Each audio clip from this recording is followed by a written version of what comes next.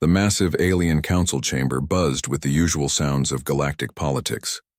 Representatives from dozens of species filled the curved rows of seats that spiraled down toward the central platform. Some had scales, others had fur, and a few had exoskeletons that clicked when they moved. All of them were experienced in the ways of war and conquest. Ambassador Dae-ho Kim stood on the transmission platform, his image being broadcast across space to the Galactic Council. Next to him, his aide Yejin Park held a data tablet containing Earth's most important documents. Both humans wore simple blue uniforms with small Earth flags on their shoulders. Dae-ho cleared his throat and began speaking. Honored members of the Galactic Council, we come to you in peace. Humanity wishes to join your alliance and contribute to galactic civilization. The reptilian creature known as Vextar leaned forward in his seat.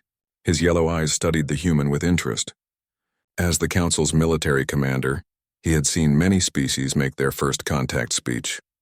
Most begged for protection or offered immediate submission. These humans seemed different. We have prepared a complete overview of our military capabilities and rules of engagement, Dae-ho continued. We believe transparency will help build trust between our species. Yejin activated her tablet, and holographic displays appeared throughout the chamber. The documents showed Earth's military structure, weapons capabilities, and most importantly, their rules of engagement. The insectoid Kilon clicked his mandibles as he read through the data. These rules are extensive, he said in his buzzing voice. The holographic display showed page after page of human military law, rules about protecting civilians, guidelines for prisoner treatment, restrictions on certain weapons, protocols for avoiding unnecessary damage to infrastructure, requirements for warning enemy populations before attacks. Vextar stood up, his massive frame casting a shadow across the platform. Let me understand this correctly, he said, his voice carrying across the chamber. Your species fights with these limitations. Yes, Dae-ho replied proudly. These rules ensure that conflicts end with lasting peace, not endless revenge.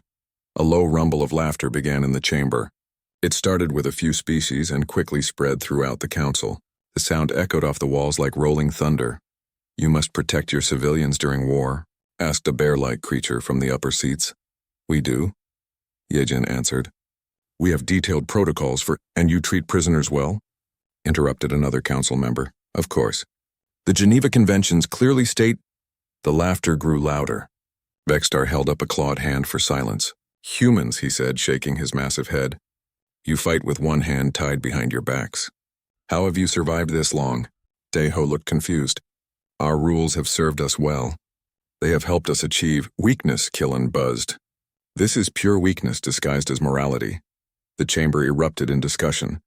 Council members turned to each other, sharing their thoughts about these strange new creatures. Most of the comments were not kind.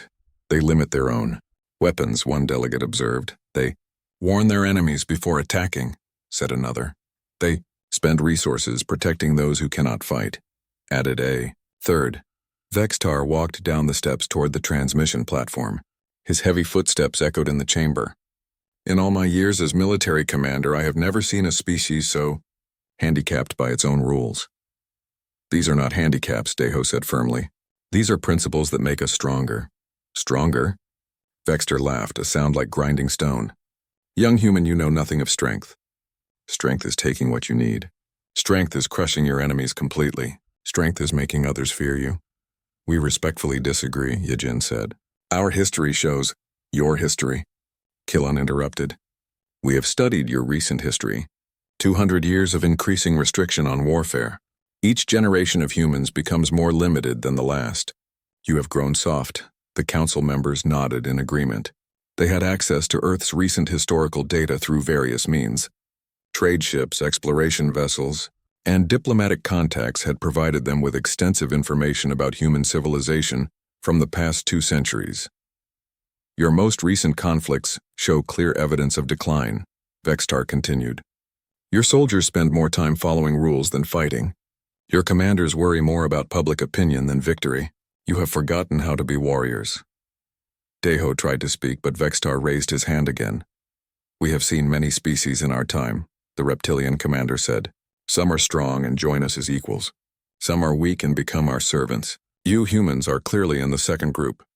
We came here seeking partnership, Deho said, his voice staying calm despite the insults. And you may have it, Vextar replied. As a protected species under our guidance, you will provide us with your scientific knowledge and industrial capacity. In return, we will protect you from the harsh realities of galactic politics. The chamber filled with approving sounds from the various species. Clicks, growls, and buzzes of agreement echoed from every direction. We cannot accept those terms, Yejin said quietly.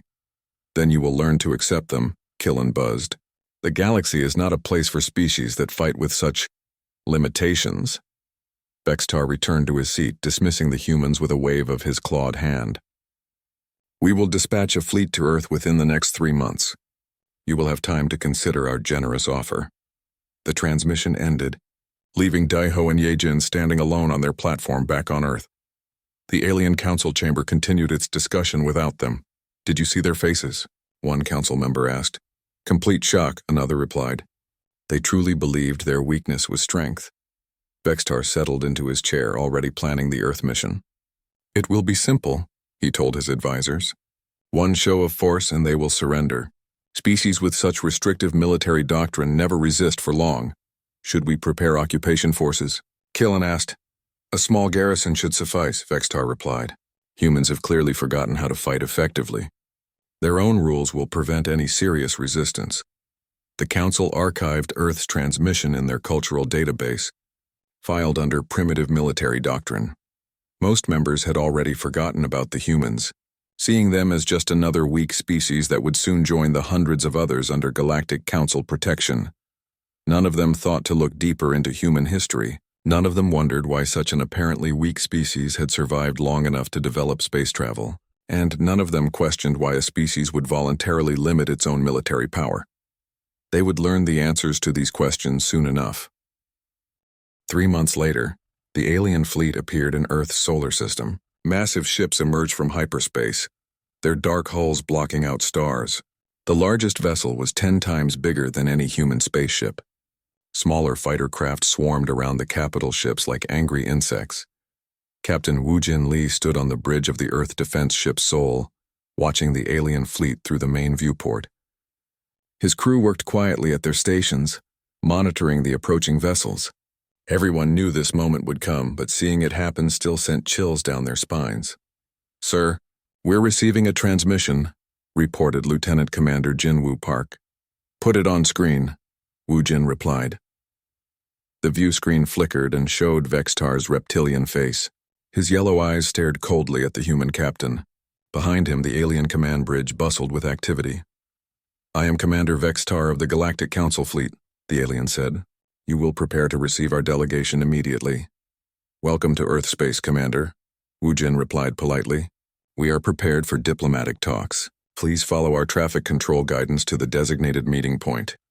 Vextar's laugh rumbled through the ship's speakers. You misunderstand, human. We are not here for talks. We are here for your surrender. On Earth's surface, Dr. Haewon Choi hurried through the corridors of the United Nations building. As Earth's leading xenobiologist, she had spent months preparing for this moment. Her team had studied every piece of data about the alien species, looking for ways to communicate effectively. She entered the main conference room where world leaders waited. President Kim Min-soo of the Korean Federation sat at the head of the table, surrounded by representatives from every major nation. Dr. Choi, the president said, what's your assessment? The aliens show classic signs of overconfidence, Haewon replied. They've made assumptions about us based on limited data. I believe we can use their misconceptions to our advantage. The view screen in the conference room showed the alien fleet, positioning itself around Earth.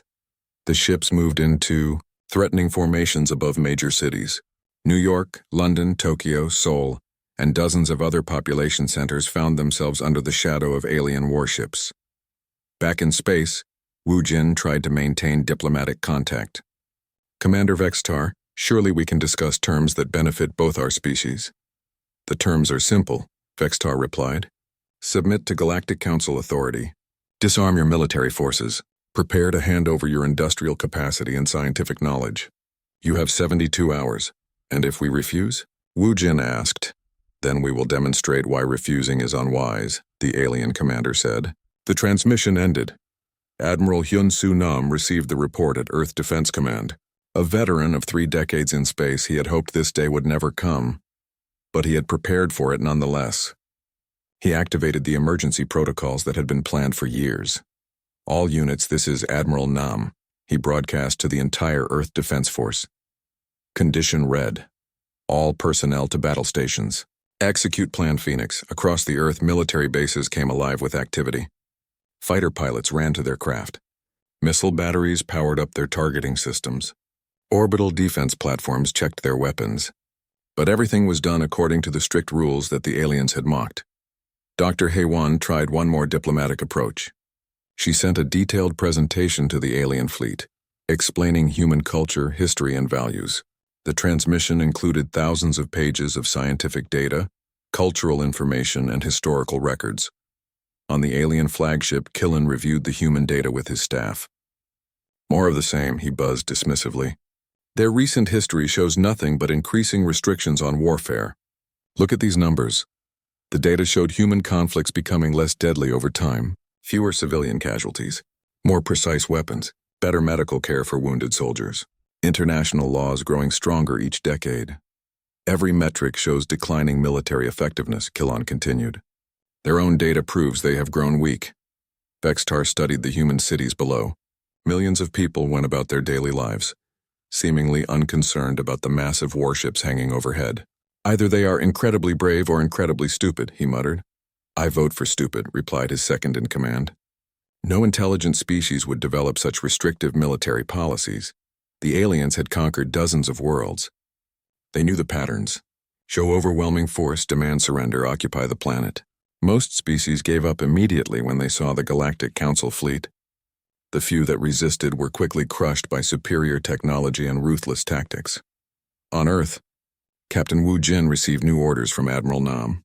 Captain, you are authorized to begin defensive maneuvers. Follow all engagement protocols. Understood, Admiral, Wu Jin replied. Rules of engagement remain in effect? Absolutely. We are not animals. We fight with honor, or we do not fight at all. The alien fleet began moving closer to Earth's atmosphere. Their scanners detected the human ships preparing defensive positions, but the movement seemed slow and careful. Too careful. They're following some kind of formation protocol, observed the alien tactical officer. Very rigid, very predictable. Vextar nodded. Their rules are making them weak even now. They cannot adapt quickly because they must follow procedures. What the aliens didn't understand was that those procedures had been developed through centuries of combat experience. Every rule had been written in blood. Every protocol had been tested in the worst possible conditions. The humans weren't slow because they were weak. They were precise because they were experienced. Dr. Haewon made one final attempt at communication. She sent a personal message to Vextar, appealing to whatever sense of honor he might possess. Commander, our species has much to offer the galaxy. We have made great advances in medicine, science, and technology. Surely there must be a peaceful solution to this situation. Vextar read the message and deleted it without reply. He had heard similar pleas from dozens of species. They all said the same things. They all promised to be useful. They all begged for mercy in the end. Begin Phase 1, he ordered his fleet. Target their military installations. Minimal damage. We want them functional for our use. The alien ships powered up their weapons. Energy readings spiked across their hulls as they prepared to demonstrate their superiority. Below them, human cities continued their normal activities, but military forces quietly moved into position. In the Souls Bridge, Wu Jin watched the alien ships prepare to attack. His crew looked to him for orders, but he remained calm. Everything was proceeding exactly as Earth Defense Command had predicted. Sir, reported his tactical officer, the aliens are charging weapons. Very well, Wu Jin replied. All ships prepare to execute Plan Phoenix on my command. Remember your training. Remember your rules. Remember why we fight. The 72-hour deadline was still 2 days away, but Vextar had decided to give the humans a preview of their fate. A few precise strikes would show them the futility of resistance. He had no idea that he was about to learn why humans had developed their rules in the first place.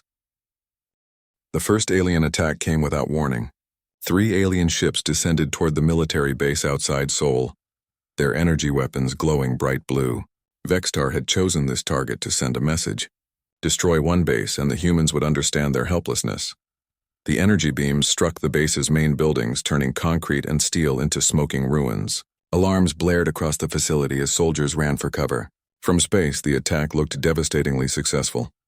Target destroyed, reported the alien tactical officer. No significant resistance detected. Vextar smiled, showing rows of sharp teeth. Excellent. Now they will understand reality. But something was wrong. The alien sensors showed movement in the ruins. Lots of movement. Then the humans struck back. Missiles rose from hidden positions around the destroyed base. They came from underground bunkers, from disguised trucks, from sites the aliens hadn't even detected. The missiles were old-fashioned chemical rockets, primitive by galactic standards, but there were hundreds of them. The alien ships tried to dodge, but they had moved too close to the planet's surface. Their bigger weapons were designed for space combat, not close-range defensive fire. The first ship took 17 direct hits and crashed into a mountain. The second ship limped back to space, trailing smoke and debris. The third ship barely escaped at all. What happened? Vextar demanded. The humans? They were prepared, his tactical officer stammered. The base was a trap. They sacrificed their own buildings to draw us in close. Colonel So Young Kang stood in the underground command bunker, watching her screen show the alien retreat. Around her, officers coordinated the defense according to protocols developed over decades of planning.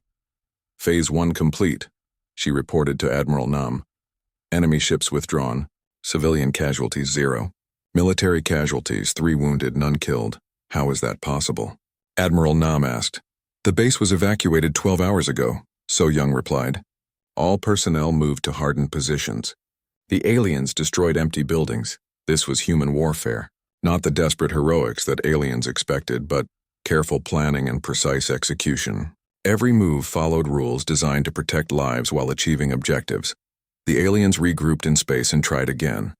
This time they targeted the military airport near Tokyo. Once again, their energy weapons destroyed the visible buildings. Once again, they found that humans had prepared for exactly this kind of attack. Captain Tae Min-oh led his fighter squadron in a counterattack that baffled the alien commanders. His 12 aircraft were tiny compared to alien fighters, and they used primitive chemical weapons instead of energy guns. But they moved in perfect coordination, executing maneuvers that should have been impossible. The human fighters split into 3 groups and attacked from different directions. Each group followed different tactics, but all 3 worked together like parts of a single machine. They struck fast, hit hard, and disappeared before the aliens could respond effectively. How did they coordinate so perfectly? Killen asked his intelligence staff. Their communication signals are minimal. They appear to be following predetermined tactics, came the reply. Very complex predetermined tactics. What the aliens didn't understand was that human pilots trained together for years. They practiced these exact scenarios hundreds of times. They didn't need constant communication because they already knew what each other would do. Taeman's squadron destroyed 4 alien fighters and damaged 6 others before retreating to hidden bases. The aliens never even saw where the human aircraft came from or where they went. Impossible, Vextar growled. 12 primitive aircraft cannot defeat 20 advanced fighters. But the battle recording showed exactly that. The humans had somehow turned their technological disadvantage into a tactical advantage. Their rules and protocols, which seemed so limiting, actually allowed them to work together with impossible efficiency. The aliens tried a different approach.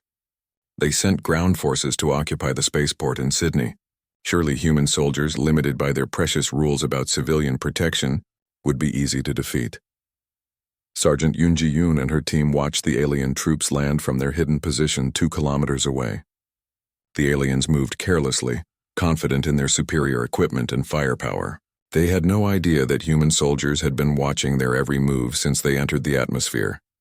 Enemy force: 200 soldiers, 20 vehicles, 4 aircraft, Yoonji reported. Beginning Operation Clean Sweep.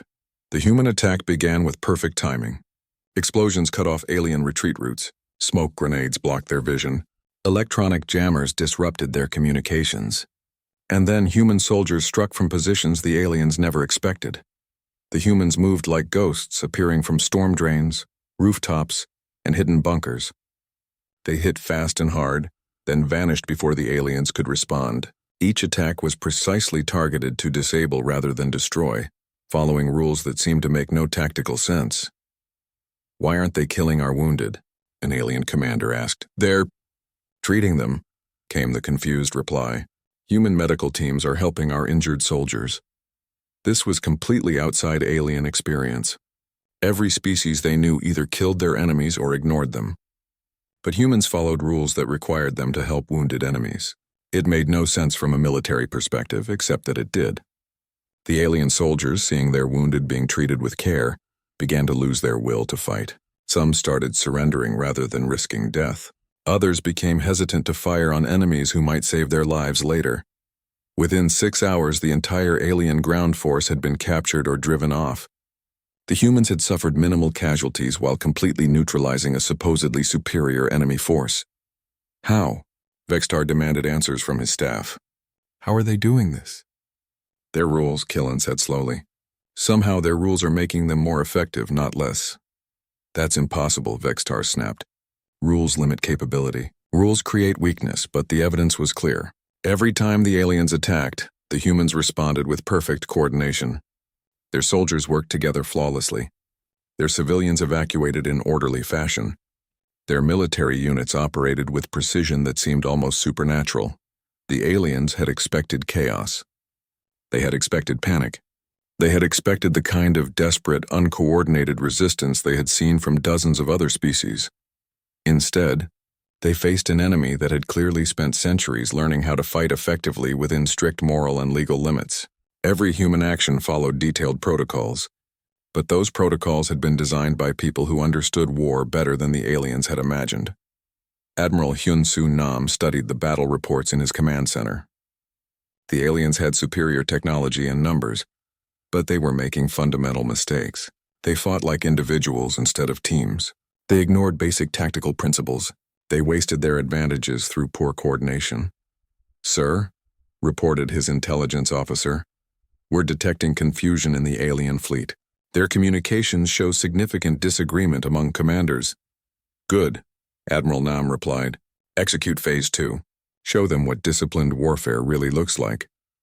The human counterattack began at dawn.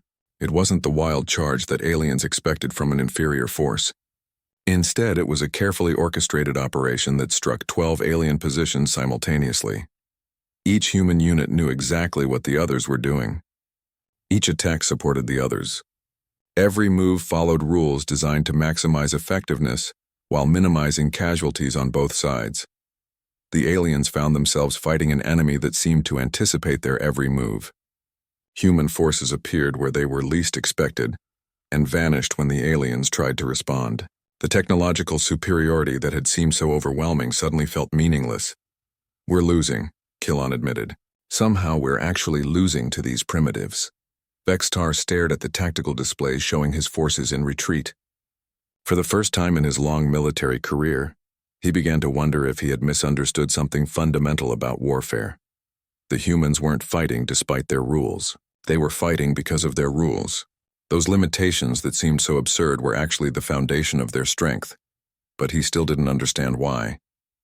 That revelation would come later, when they discovered what humans had chosen to forget about themselves. The alien command ship drifted helplessly in space, its engines damaged by human fighters. Sergeant Yoon Ji-yoon led her boarding team through the ship's dark corridors, their boots clanging against metal floors. Emergency lights cast red shadows on the walls as the team moved deeper into the vessel. "Remember the rules," Yoon-ji told her soldiers. "No unnecessary damage. Treat any aliens we find according to the prisoner conventions. We're here for intelligence, not revenge." The team reached the ship's data center without resistance. Most of the alien crew had evacuated to escape pods when their ship was disabled. Those who remained had barricaded themselves in the safe areas, probably expecting the humans to kill them all. Corporal Dong-hyun Kim worked at the alien computer systems, while the rest of the team stood guard. "These systems are more advanced than ours, but the basic principles are the same," he reported. "I'm copying everything I can access. Focus on military intelligence," Yoon-ji ordered. "We need to understand how they think." Meanwhile, on Earth, Dr. Mi Kyung-seo sat in her office at the Military History Institute. reviewing the preliminary data that human forces had captured from alien ships. As one of the world's leading experts on warfare history, she had been asked to analyze alien military records. What she found made her pause and read again. "This can't be right," she muttered, pulling up more files. The alien intelligence database was massive, containing detailed information about hundreds of conquered species. But when she searched for information about humanity, she found something disturbing. The aliens had extensive records of human civilization, but only going back 200 years. Everything before 1825 was missing. Dr. Mi Kyung called Admiral Nam immediately. "Sir, we have a serious problem. The aliens don't know our real history." "What do you mean?" the Admiral asked. "They have no records of our wars before the modern era," she explained. "No information about the Napoleonic Wars, no data about medieval conflicts, nothing about ancient warfare. They think our current military doctrine represents our entire military heritage." Admiral Nam was quiet for a long moment. "They think we've always fought with these rules?" "Exactly. They see our modern humanitarian laws and assume that's how humans have always conducted warfare. They have no idea what we were like before we learned to restrain ourselves." Back on the alien ship, Yoonji's team had found something even more interesting. In the ship's archives, they discovered records of how the Galactic Council made decisions about new species. "Look at this," Dong-hyun said, pointing to his screen. "They have a standard evaluation process. They study a species for exactly 200 years before making contact." "Why 200 years?" Yoonji asked. "It says here that most species show their true nature within that time frame," Dong-hyun replied. "If they're going to become aggressive or dangerous, it usually happens within 2 centuries of developing advanced technology." Yoonji understood immediately. "So they started watching us right around the time we developed steam engines and modern communication. Right when we were starting to develop international laws about warfare," Dong-hyun added. The implications were staggering. The aliens had observed humanity during its most civilized period. They had watched humans develop the Geneva Conventions, establish international courts, and create rules for humane warfare. They had no idea that these rules existed because humanity had learned hard lessons about what happened when there were no rules at all. Lieutenant Sung-ho. Jang arrived at the Military History Institute 3 hours later. As a specialist in psychological warfare, he had been called in to help develop a response to the alien invasion. Dr. Mi Kyung showed him what she had discovered. "This is incredible," Sung-ho said, reviewing the alien records. "They literally don't know what humans are capable of when we take the gloves off. The question is, what do we do with this information?" Dr. Mi Kyung asked. Sung-ho was quiet for several minutes thinking. "We show them," he finally said. "We show them everything." "Everything?" "The complete historical record. Every war, every battle, every innovation in the art of killing that humans have ever developed. We show them exactly why we created these rules in the first place." Dr. Mi Kyung looked uncertain. "That could backfire. If they see how brutal we used to be, they might decide we're too dangerous to leave alive. Or," Sung-ho replied, "they might realize that a species capable of that level of brutality, who chooses to follow strict rules anyway, is not a species they want to fight."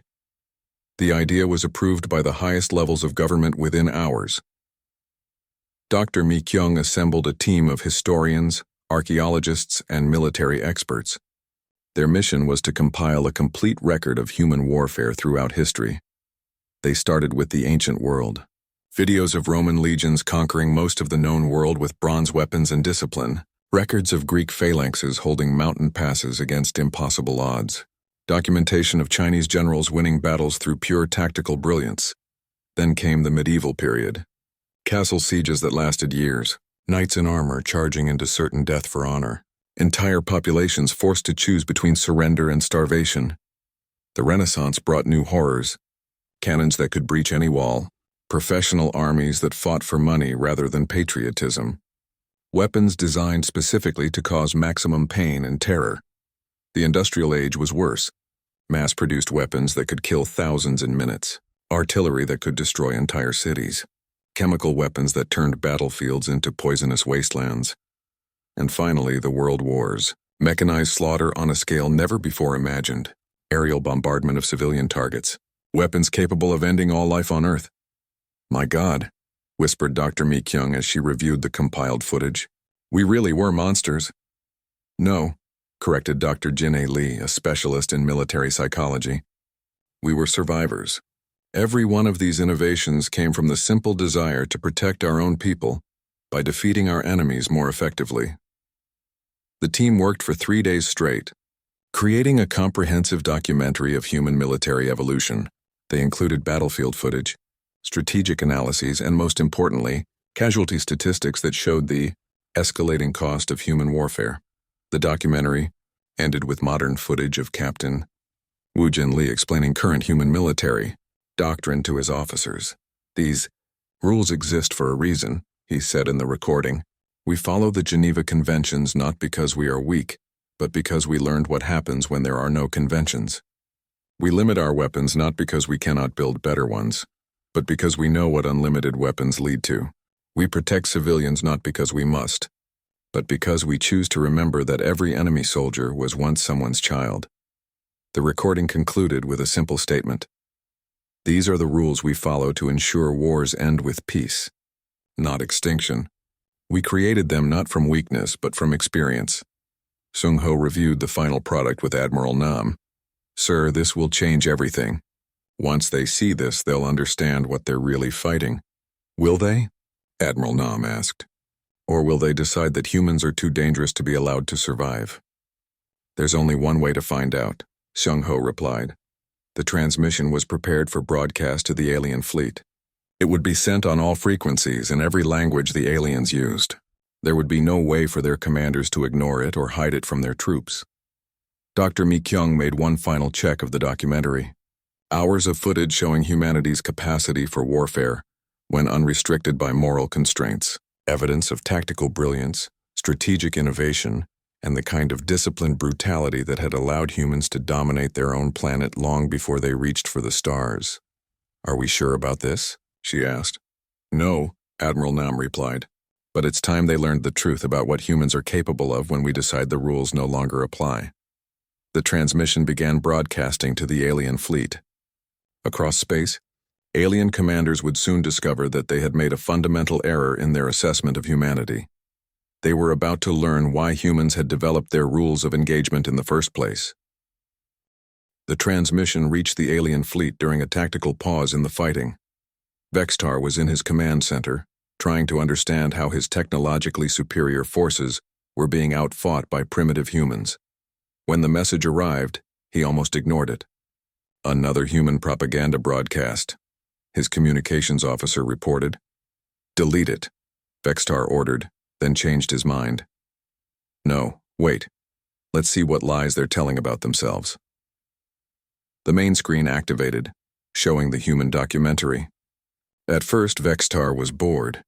Ancient human conflicts with crude weapons didn't seem relevant to modern warfare. But as the recording continued, his expression began to change. The screen showed Roman legions marching across Europe, conquering territory that would have challenged even modern armies. But these humans fought with bronze swords and wooden shields. They had no advanced technology, no energy weapons, no space travel, just discipline, strategy, and an iron will to win. Pause the recording, Vextar ordered. How large was this Roman Empire? His intelligence officer checked the data. Sir, it covered most of the known world at that time. They conquered and held territory across 3 continents for over 400 years. With those primitive weapons? Yes, sir. Vextar resumed the recording. The documentary moved through medieval warfare showing castle sieges and night charges. Then came the Renaissance with its cannons and gunpowder. Each era showed humans developing new ways to kill each other more effectively. Killen joined the viewing session as the recording reached the Industrial Age. What is this? He asked. Human military history, Vexistar replied, not taking his eyes off the screen. They watched footage of World War I. Millions of humans throwing themselves into machine gun fire for tiny gains of territory.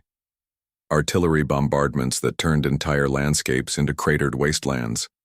Chemical weapons that killed indiscriminately. This can't be accurate, Killen buzzed nervously. The casualty numbers are impossible, but the human records were detailed and verified. 20 million dead in one war. Entire generations of young males wiped out. cities reduced to rubble, and the humans kept fighting. The documentary moved to World War II, even more devastating than the first. Aerial bombardment of civilian targets, tank battles across continents, industrial-scale genocide, and at the end, weapons that could destroy entire cities in single explosions. "Stop the recording," Killen demanded. "No," Vextar said quietly. "We need to see this." The screen showed nuclear explosions, cities vanishing in blinding light, radiation that made land uninhabitable for decades, weapons that could end all life on a planet. "They had these weapons 70 years ago?" asked the alien intelligence officer. "Yes," Vextar whispered. "And they chose not to use them." The recording showed the aftermath of World War II. Humans developing international laws to limit warfare, treaties to control weapons, rules to protect civilians. All the restrictions that the aliens had mocked were shown in their proper context. They weren't weak, Killen realized.